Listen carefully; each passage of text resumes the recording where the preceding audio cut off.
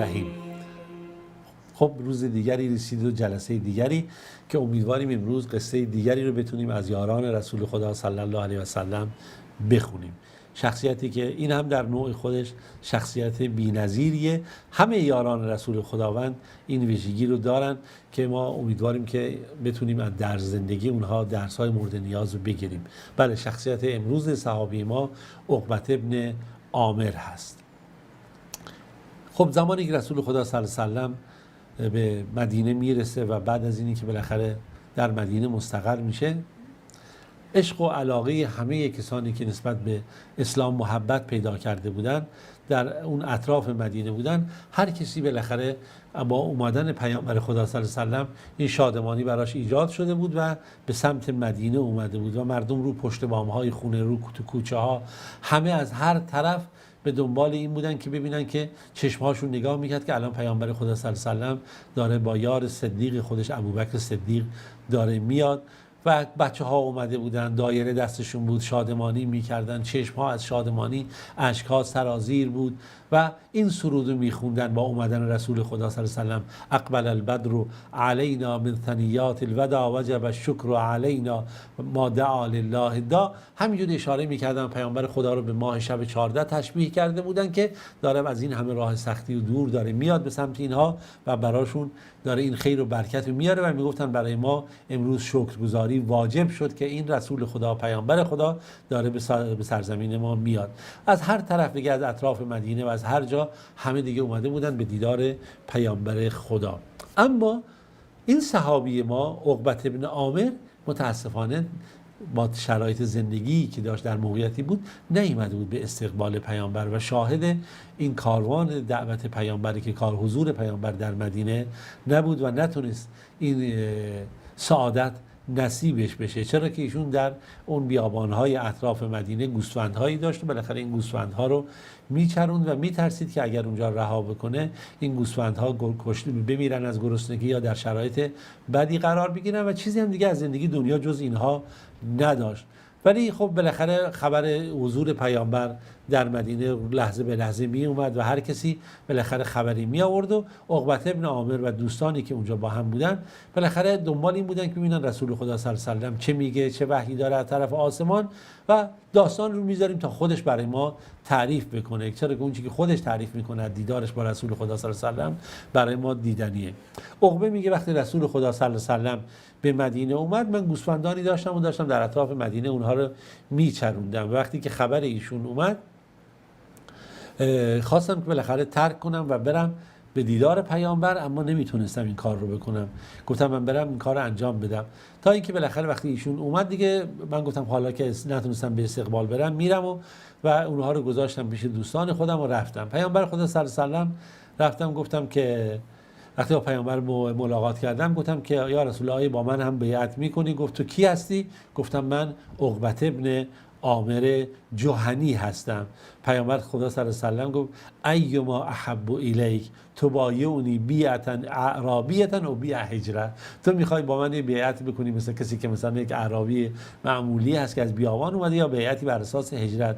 گفتم نه، میخوام بیعتی بر اساس هجرت باشه. میگه رسول خدا صلی الله علیه و سلم با من بیعت کرد، اون مطابق اون بیعتی که با مهاجران میکرد. میگه من بالاخره اون شب رو با پیامبر بودم و تا اینکه دوباره باز بالاخره با گوسفندان خودم پیش گوسفندان برگشتم. ایشون داستان خیلی جالبی داره در این مورد. میگه که من این مطلب اینجا دستم رفت. ایشون میگه که ما 12 نفر بودیم از کسانی که مسلمان شده بودیم، اما دور از مدینه گوسفندای خودمون رو نگه می‌داشتیم تو این بیابون‌ها. بعد با خودمون نشستیم صحبت کردیم. گفتم نگاه کنین، بر ما خیری وجود نداره که رسول خدا صلی الله علیه و سلم اومده داره هر روز میگذره و داره مردم رو آموزش دین میده و وحی آسمانی داره نازل میشه و ما از اون بیخبر باشیم. هر روز یکی از ما بره مدینه، آیاتی که نازل میشه، خبری هست، آموزشی چیزی هست، یاد بگیره، ما گوسفند اون میچرونیم، اون بیاد فردا برای ما خبر رو بیاره و ما ببینیم چیزی یاد بگیریم. و خیلی اشتیاق داشتیم تا یک کسی رو میفرستادیم، باز برمیگشت برای ما خبر می آورد و این کار همینجوری ادامه داشت. تا اینکه یه روز من با خودم فکر کردم چی کار داری تو با خودت میکنی؟ حالا گیرم که این گوسفندها رو داشتی، گوسفندها دیگه حالا خوب یا بد چقدر مگه میخوای سود کنی، چه فایده ای داره که تو اینجا نشستی و رسول خدا صلی الله علیه و سلم در مدینه هست و پاشو برو به طرف مدینه.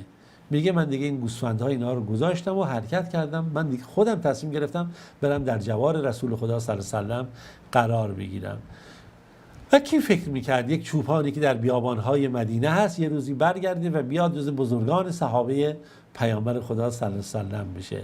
ایشون میگه من اونجا اومدم و بالاخره در مدینه کنار پیامبر خدا در مسجد پیامبر خدا صلی الله علیه و سلم جای گرفتم و نشستم تا بتونم در زمره شاگردان ایشون و یاران ایشون و از کسانی باشم که از وحی الهی مستقیما بهره مند بشم. ولی خداوند همین عقبة ابن عامر رو کاری کرد که تصورش برای من و شما خیلی شاید عجیب باشه. یکی از قاریان و بزرگان قرائت قرآن شد ایشون، یکی از فرماندهان سپاه بزرگ اسلام بود که مورد توجه همه مسلمانان بود، از والیان اسلام انگشت شماری قرار گرفت که در عدالت خوبی معروف بود و اصلا مازاد بر همه اینا. کی فکر کرد یک چوپان به مرحله‌ای برسه که جزو فاتحان سرزمین دمشق باشه و از همه طرف مثلا شهرهای متعددی رو ایشون بتونه فتح بکنه. همه اینا رو تازه شما بذارید کنار در فتح مصر و جاهای متعدد که خداوند نصیب ایشون کرد، این همه فضایلی بود که از همین چوپان رخ داد. ببینید چی شد. عقبة ابن عامر جهنی دیگه همراه پیامبر شد. وقتی اومد پیامبر شد به مدینه اومد مثل سایه سعی میکرد کنار رسول خدا صلی الله علیه و سلم باشه. وقتی پیامبر در کوچه های مدینه حرکت میکرد ایشون اون مهار مثلا قاطر پیامبر رو میگرفت و با پیامبر هر کجا حرکت میکرد و به هر طرفی که پیامبر میخواست ایشون پیامبر رو میبرد و خیلی معروف بود که ایشون اصلا در پهلو به پهلوی پیامبر همیشه بود یا سعی میکرد که از پیامبر دور نشه یا در شرایط خیلی قرار نگیره. خدا نکرده یه وقت در حالی که قاطر میبره جلوی پیامبر قرار بگیره. احترام ویژه‌ای داشت که این رو همه حس کرده بودن در حال رفتاری که داره. عقبه نقل میکنه که میگه یه روز من مهار این قاطر پیامبر رو داشتم، در کوچه های مدینه و باغ ها میگشتیم با هم دیگه. پیامبر من گفت عقبه دوست داری تو هم سوار این قاطر بشی؟ میگه من فهمیدم که با خودم گفتم اگه بگم نه ممکنه خدایی نکرده در این سخن خودم من، چون اینجا این جمله‌ای که پیامبر میگه دوست داری سوار بشی یعنی بیا سوار شو، در واقع سوار قاطر هم سوار شو. گفتم خدا نکرده نافرمانی باشه. گفتم بله یا پیامبر خدا. پیامبر میگه از قاطرش پایین اومد و منم در اطاعت از امر ایشون سوار قاطر شدم. مقداری پیامبر همینجوری راه میرفت و همینجوری زمام قاطر رو داشت و منم حرکت میکردم. بلافاصله وایسادم گفتم رسول خدا الان دیگه میخوام پایین بشم. دیگه پایین شدم، دوباره رسول خدا صلی الله علیه و سلم سوار قاطر شدن. پیامبر خیلی خوشش اومد از این تواضع و نگاه من. نگاه کنید، هم بی احترامی نکرده، هم اطاعت امر کرده، هم جسارت نکرده که زیاد ادامه بده که خدا نکرده رسول خدا صلی الله علیه و سلم خسته بشه. میگه پیامبر رو به من کرد که میخوای بهت چیزی یاد بدم که تا به حال هیچ چیزی بهتر از اون یاد نگرفتی، 2 سوره قرآن که بهتر از اونم نمیتونی هرگز پیدا بکنی. میگه گفتم یا رسول الله بله من از خدا میخوام که چنین چیزی به من یاد بدید. میگه قل اعوذ برب الفلق قل اعوذ برب الناس رو پیامبر به من آموزش داد و پیامبر گفت که اینها رو هر وقت که میخوای بخوابی، هر وقت که میخوای بیدار بشی اینها رو بخون. هر وقت میخوای بخوابی، هر وقت میخوای بیدار بشی و میتونی وقتی در نماز هم میتونی اینها رو بخونی. و ایشون میگه تا زمانی که من زنده بودم همیشه بر این کار ادامه دادم. عقبة ابن عامر تمام توجه خودشو در این مدتی که در رکاب پیامبر خدا صلی الله علیه و سلم در مدینه همراه پیامبر بود، یکی در علم آموزی تمرکز قرار داد، یکی در جهاد و مبارزه برای اسلام. روحش جسمش رو در این مسیر قرار داده بود و تمام تلاش خودش رو میکرد که بتونه در این زمینه ها بهترین رفتارها، بهترین کارها رو انجام بده.